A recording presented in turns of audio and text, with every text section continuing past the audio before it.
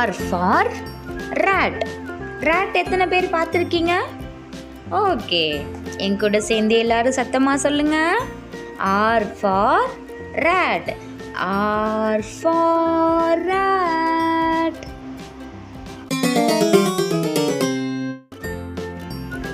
S for sun.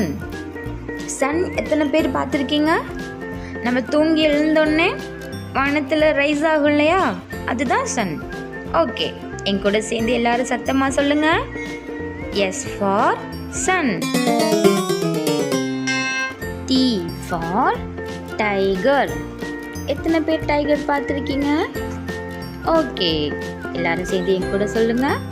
T for tiger.